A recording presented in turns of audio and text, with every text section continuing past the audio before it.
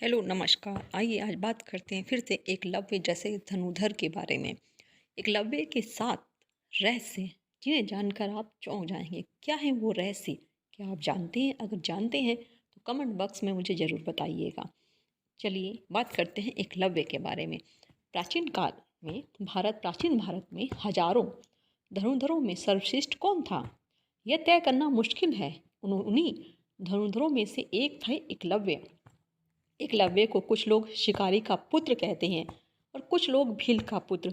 कुछ लोगों का ये कहकर प्रचारित करते हैं कि शूद्र होने के कारण एकलव्य को गुरु द्रोणाचार्य ने शिक्षा नहीं दी थी, लेकिन ये सभी बातें गलत हैं।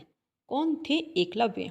एकलव्य को लेकर समाज में बहुत तरह तरह की भ्रांतियाँ इसीलिए हैं क्योंकि लोग महाभारत और पुराण पढ़ते नहीं और जिसने जो लिख दिया उसे लिखे हुए बात को ही सत्य मानते हैं। एक झूठ को जब बार बार प्रचालित किया जाता है तो वह सत्य ही लगने लगता है। सत्य को जानने के लिए तर्क को अलग रखकर धैर्य का परिचय देना होता है। सभी ने महाभारत की इस कथा को तोड़ मरोड़ कर अपने अपने तरीके से लिखा है। दरअसल महाभारत का संपूर्ण प्रपंच श्री कृष्ण की इच्छा से संचालित होता है। पांडव पक्ष के सभी वरिष्ठ लोगों ने अर्जुन को बचाने और उसे महान बनाने के लिए हर तरह का भेद और प्रपंच किया। यदि गुरु द्रोणाचार्य ने एकलव्य से अंगूठा मांग लिया था तो इसके पीछे भी श्री कृष्ण की ही इच्छा थी। महाभारत में एक स्थान पर श्री कृष्ण ने अर्जुन को स्पष्ट किया था कि तुम्हारे प्रेम में मैंने क्या क्या नहीं किया। तुम संसार के सर्वश्रेष्ठ धनुधर कहलाओ, इसके लिए मैंने द्रोणाचार्य का वध करवाया, महापराक्रमी कर्ण को कमजोर किया और ना चाहते हुए भी तुम्हारी जानकारी के बिना निषाद राज के दत्तक पुत्र एकलव्य को भी वीरगति की दी ताकि तुम्हारे रास्ते में कोई बाधा ना आए। दरअसल एकलव्य भगवान श्री कृष्ण के पितृव्य यानी कि चाचा के पुत्र थे, जिसे बाल्यकाल में जोस्तों के आधार पर वनवासी भील राजा निषाद राज को सौंप दिया गया था। एकलव्य अपना अंगूठा दक्षिणा में नहीं देते या क्रूर द्रोणाचार्य एकलव्य का अंगूठा दक्षिणा में नहीं मांगते तो इतिहास में एकलव्य का नाम नहीं होता।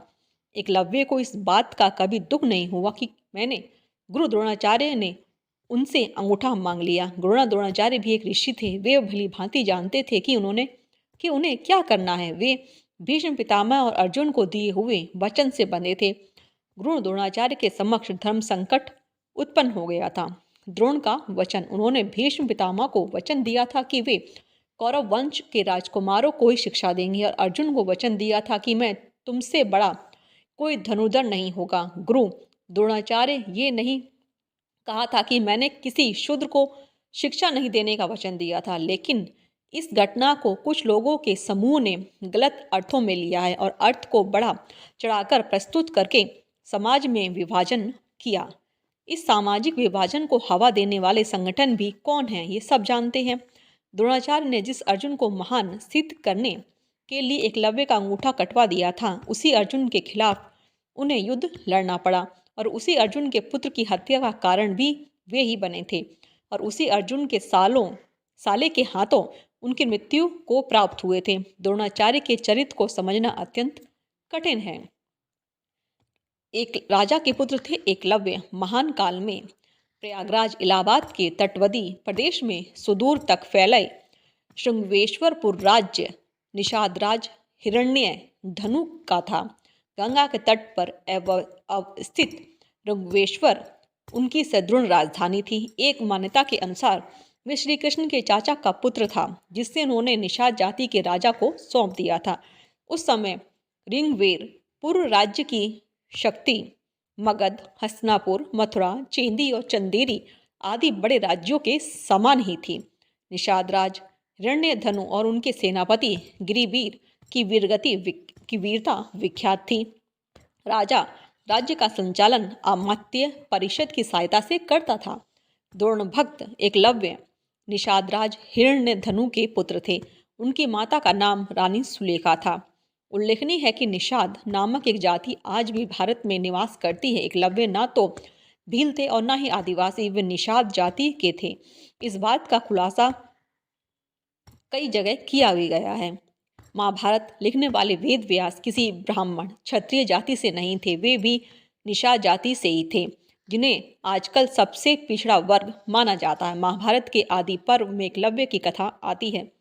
धृतराष्ट्र, पांडु और विदुर की दादी सत्यवती एक निषाद कन्या ही थी। सत्यवती के पुत्र विचित्रवीर्य की पत्नियों ने वेद व्यास के नियोग से 2 पुत्रों को जन्म दिया था और तीसरा पुत्र दासी का था। अंबिका के पुत्र धृतराष्ट्र और अम्बालिका का पुत्र पांडु और दासी पुत्र विदुर थे। एकलव्य को क्यों कहा जाता है एकलव्य? प्रारंभ में एकलव्य का नाम अधिद्युम्न रखा गया था। प्राय लोग उसे अभय नाम से ही बुलाते थे। 5 वर्ष की आयु में एकलव्य की शिक्षा की व्यवस्था कुलीय गुरुकुल में की गई। यह ऐसा गुरुकुल था जहाँ सभी जाति और समाज के उच्च वर्ग के लोग पढ़ते थे।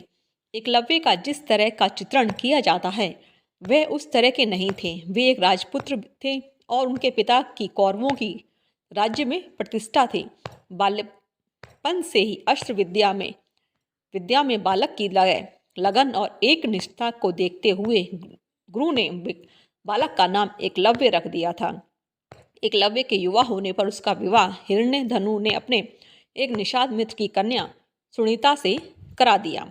एक बार पुलिक मुनि ने जब एकलव्य का आत्मविश्वास और धनु बाण को सिखाने की उसकी लगन को देखा तो उन्होंने उसके पिता निषादर हिरण्यधनु से कहा था कि उनका पुत्र बेहतरीन धनुधर बनने के काबिल है, इसे सही दीक्षा दिलवाने का प्रयास करना चाहिए। पुलक मुनि की बात से प्रभावित होकर राजा हिरण्यधनु अपने पुत्र एकलव्य को द्रोण जैसे महान गुरु के पास ले जाते हैं।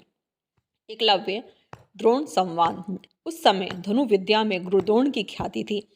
एकलव्य धनु विद्या की उच्च शिक्षा प्राप्त करना चाहता था। एकलव्य को अपनी लगन और निष्ठा पर पूरा विश्वास था। एकलव्य गुरु द्रोणाचार्य के पास आकर बोला, गुरुदेव मुझे धनु विद्या सिखाने की कृपा करें। तब गुरु द्रोणाचार्य ने समक्ष धर्म संकट उत्पन्न हुआ, क्योंकि उन्होंने भीष्म पितामह को वचन दे दिया था कि वे केवल कौरव कुल के राजकुमारों को ही शिक्षा देंगे और एकलव्य राजकुमार तो थे नहीं, इसीलिए कौरव कुल और ना ही कौरव कुल से थे, अतः उसे धनु विद्या कैसे सिखाऊं? अतः द्रोणाचार्य ने एकलव्य से कहा, मैं विवश हूँ, तुझे धनुर्विद्या नहीं सिखा सकूंगा। एकलव्य घर से निश्चय करके निकला था कि वह केवल गुरु द्रोणाचार्य को ही अपना गुरु बनाएगा। द्रोण की ओर से इनकार करने के बाद हिरण्यधनु तो वापस अपने राज्य लौट आए, लेकिन एकलव्य को द्रोण के सेवक के तौर पर उन्हीं के पास छोड़ दिया। द्रोण की ओर से दीक्षा देने की बात नकारने के बावजूद एकलव्य ने हिम्मत नहीं हारी। वह सेवकों की भांति उनके साथ रहने लगा। द्रोणाचार्य ने एकलव्य को रहने के लिए एक झोपड़ी दिलवा दी। एकलव्य का काम बस इतना होता था कि जब सभी राजकुमार बाण विद्या का अभ्यास करके चले जाएं तो सभी बाणों को उठाकर वापस तरकश में डालकर रख दें। जब द्रोणाचार्य अपने शिष्यों को अस्त्र चलाना सिखाते तो तब एकलव्य भी वहीं छुपकर द्रोण की हर बात, हर सीख को सुनता। अपने राजकुमार होने के बावजूद एकलव्य द्रोण के पास एक सेवक बनकर रह रहा था। एकलव्य ने अपने खाली समय में द्रोण की सीख के अनुसार अरण्य में रहते हुए ही एकांत में तीर चलाना सीखा था। जब पता चला द्रोणाचार्य को एक दिन अभ्यास जल्दी समाप्त हो जाने के कारण कौरववंशी सभी राजकुमार समय के पहले ही लौट गए। ऐसे में एकलव्य को धनु चलाने का एक अदद मौका मिल गया, लेकिन अफसोस उसके अचूक निशानों को दुर्योधन ने देख लिया। द्रोणाचार्य को इस बात की जानकारी दी। द्रोणाचार्य ने एकलव्य को वहां से चले जाने को कहा। हताश निराश एकलव्य अपने महल की ओर रुख कर गया, लेकिन रास्ते में उसने सोचा कि वह घर जाकर क्या करेगा, इसीलिए बीच में ही एक आदिवासी बस्ती में ठहर गया। उसने आदिवासी सरदार को अपना परिचय दिया और कहा कि वह यहाँ रहकर धनुर्विद्या का अभ्यास करना चाहता है। सरदार ने प्रसन्नतापूर्वक एकलव्य को अनुमति दे दी। आदिवासियों का भीलों के बीच रहने का कारण एकलव्य को शिकारी या भील जाति का मान लिया गया, इसीलिए उनको जाति का मान लिया गया। एकलव्य ने आदिवासियों के बीच रहकर वहाँ गुरु द्रोणाचार्य की मिट्टी की मूर्ति बनाई और मूर्ति की ओर एकटक देखकर ध्यान करके उसी से प्रेरणा लेकर धनुर्विद्या सीखने लगा। मन में एकाग्रता और गुरु भक्ति के कारण उसे उस मूर्ति से प्रेरणा मिलने लगी और वह धनुर्विद्या में आगे बढ़ता गया। समय बीतता गया और कौरव वंश के अन्य बालकों, कौरवों और पांडवों के साथ साथ एकलव्य भी युवा हो गया। द्रोणाचार्य ने बचपन में ही अर्जुन को यह वचन दिया था कि उससे बेहतर धनुर्धर इस ब्रह्मांड में दूसरा नहीं होगा इसीलिए। लेकिन एक दिन द्रोण और अर्जुन दोनों को ही यह गलतफहमी दूर हो गई जब उन्होंने एकलव्य को धनुष चलाते हुए देखा। पांचवा रहस्य, राजकुमारों का कुत्ता। एक बार गुरु द्रोण पांडवों और एवं कौरवों को लेकर धनुर्विद्या का प्रयोग करने अरण्य में आए। उनके साथ एक कुत्ता भी था जो थोड़ा आगे निकल गया। कुत्ता वहीं पहुंचा जहां एकलव्य अपनी धनुर्विद्या का प्रयोग कर रहा था। एकलव्य के खुले बाल एवं फटे कपड़े देखकर कुत्ता भौंकने लगा। एकलव्य ने कुत्ते को लगे नहीं चोट ना पहुंचे और उसके भौंकना बंद हो जाए इस ढंग से 7 बाण उसके मुंह में थमा दिए। कुत्ता वापस अपने गुरु गया जहां गुरु द्रोणाचार्य के साथ पांडव और कौरव थे। तब अर्जुन ने कुत्ते को देखकर कहा, गुरुदेव यह विद्या तो मैं भी नहीं जानता, यह कैसे संभव है? आप तो कहा था कि मेरी बराबरी का दूसरा कोई धनुर्धर नहीं होगा, किंतु इस विद्या तो मुझे आती ही नहीं है। द्रोणाचार्य ने आगे जाकर देखा तो वहां हरुण्य धनु का पुत्र गुरु भक्त एकलव्य था। द्रोणाचार्य ने पूछा, बेटा यह विद्या कहाँ से सीखी तुमने? एकलव्य, गुरुदेव आपकी ही कृपा से सीख रहा हूँ। द्रोणाचार्य तो वचन दे चुके थे कि अर्जुन की बराबरी का धनुर्धर दूसरा ना होगा, किंतु यह तो आगे निकल गया। अब गुरु द्रोणाचार्य के लिए धर्म संकट खड़ा हो गया था। एकलव्य की प्रतिभा को देखकर द्रोणाचार्य संकट में पड़ गए, लेकिन अचानक उन्हें एक युक्ति समझ में आई और उन्होंने कहा, मेरी मूर्ति को सामने रखकर तुमने धनुर्विद्या तो सीख ली, किंतु मेरी गुरुदक्षिणा कौन देगा? एकलव्य ने कहा, गुरुदेव आप मांगे। द्रोण ने कहा, मैं तुमसे दाएं हाथ का अंगूठा गुरु दक्षिणा में देना होगा।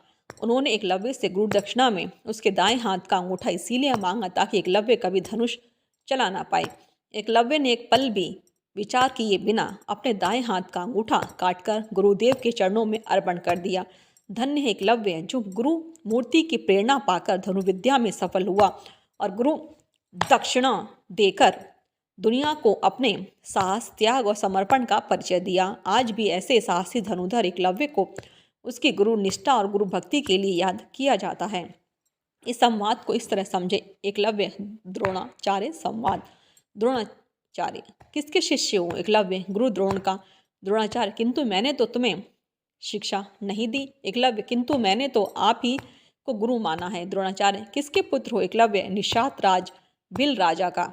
द्रोणाचार्य, कौन? वह जरासंध की सेना का सेनापति। एकलव्य, जी हाँ गुरुदेव। द्रोणाचार्य, इसकी योग्यता प्राप्ति के बाद तुम कहाँ जाओगे? एकलव्य, मैं अपने पिता के साथ जरासंध की सेना का नेतृत्व करूंगा। द्रोणाचार्य, तुम ये जानते हो कि जरासंध मानवता का शत्रु है, नर पिशाच है। एकलव्य, जी गुरुदेव, फिर भी वहीं जाऊंगा। द्रोणाचार्य, ओह, तुमने मुझे गुरु माना है तो मुझे गुरु दक्षिणा लेनी पड़ेगी। एकलव्य, मैं तैयार हूँ। द्रोणाचार्य, अपने दाएं हाथ का अंगूठा मुझे दो। एकलव्य, जो आज्ञा। एकलव्य वैसे ही करता है। इसके बाद जाते समय गुरु द्रोण ने एकलव्य को दाएं हाथ की तर्जनी और मध्यमा 2 उंगलियों को दिखाते हुए संकेत दिया कि बाण 2 उंगलियों से भी चलाया जा सकता है। यदि युद्ध में अंगूठा कट गया हो तो युद्ध स्थल पर छोड़कर भाग जाओगे। परिणाम एकलव्य ने पुनः अभ्यास किया और पुनः पूर्ववत दक्षता प्राप्त कर ली। अब प्रश्न ये उठता है कि अंततोगत वह अंगूठा कटवाने का उद्देश्य क्या रहा? तो इस समाधान हेतु यह समझना होगा कि वह किसका पुत्र था। वह निषाद राज भिल का दत्तक पुत्र था, लेकिन जो कि जरासंध की सेना का सेनापति था। वह जरासंध जो कि अत्यंत अत्याचारी, क्रूर एवं कृष्ण का शत्रु था।